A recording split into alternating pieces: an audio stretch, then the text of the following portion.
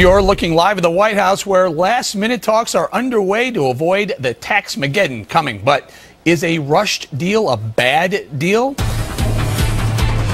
Welcome, everybody. I'm Eric Boling in for Neil Cavuto, and this is Your World. Democratic and GOP leaders converging on the White House about an hour ago, and that's where they are right now, meeting with the president as we speak inside the Oval Office.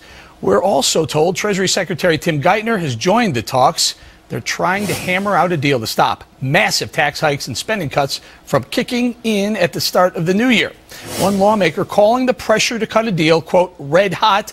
But is this any way to fix our fiscal mess?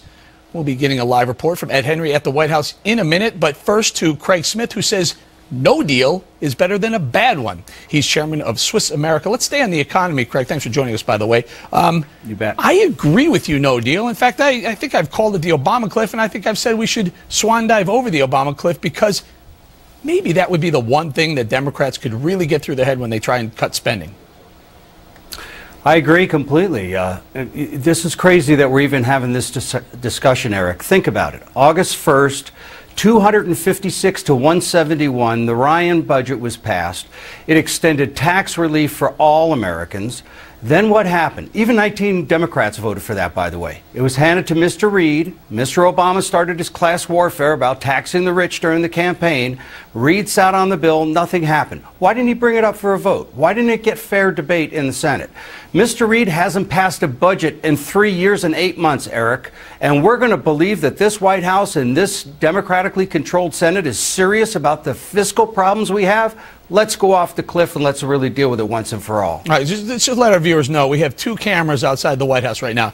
You're looking at that one, which I believe is perched on somewhere on Pennsylvania Avenue, and we have another camera which is perched facing the side entrance. There you go. Those are the SUVs that likely Boehner, McConnell, Pelosi, and Reid will be coming out of, and Geithner, when they exit the meeting. Let's talk about this deal, though. What if there is a deal, Greg? What if there's a deal for I don't know, let's say $400,000 or $500,000 being the threshold, but who gets taxes, who gets to keep their, everyone under that number gets to keep their tax cuts, everyone over that pays more, and there is some spending cuts. Is that a bad deal?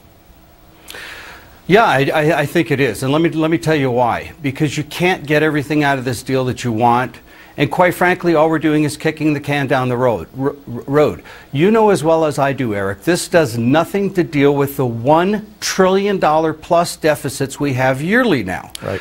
This is going to be the 5th year in a row, Eric. We're going to have $20 trillion worth of debt on top of $48 trillion worth of long-term liabilities by the time Mr. Obama leaves office. This is the time to deal with this issue. We've been kicking it down the road for 10 years. We promised the nation in 2011 under the budget deal with the sequesters and all that we would not let this get away from us. We shouldn't let it get away from us this time. For Mr. Obama to suggest, well, I've already cut $1 trillion in spending because he's saving money on the wars in Iraq and Afghanistan, it's gimmicks, Eric. It is gimmicks. And gimmicks don't work in economics. But Craig, I got to be honest with you, it's gimmicks on both sides. I mean, it strikes me that these lawmakers on either side of the aisle don't have a real fix to what we're looking at right there. The national debt, which is screaming out of control. It's going to hit. We're going to exceed that debt limit on Monday night.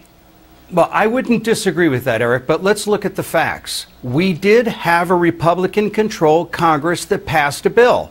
If Reid didn't like the bill, let it go for a vote. Let it go for debate. Let his Senate vote it down and say, no, we're not going to accept these conditions. Well, let me ask you this. Let me ask you this, though. It's a very interesting question in here. So if President Obama gets his own deal, sends it over to the Republicans, they have the same dilemma. Well, they may, but I think you'd at least see a fair debate about it. At least, look, I think the average American realizes we have to cut spending. Eric, you know the numbers. Number one driver of the debt. I got to ask you, I'm going to have to stop you there. I don't think they do. We ran a package yesterday. We sent a producer out on the street, showed people how much more they were going to pay in taxes after we go over the fiscal cliff. And they're, wow, I had no idea. Where were you November 6th when you had a chance to vote against doing that? I don't think the average American understands what's going to happen. Well, they were listening to Pimp with a Limp and David Letterman and all those guys with a fun president who's a very nice guy but knows nothing about economics. Look, Social Security, defense, Medicare, Medicaid, the health programs, and the cost of interest on our debt are the four main drivers of our debt. Okay, that's not going to change. 5 being drivers over dead, Eric. That's not going to change. That's 50% of our budget. A little bit more than 50% when you leave defense in there.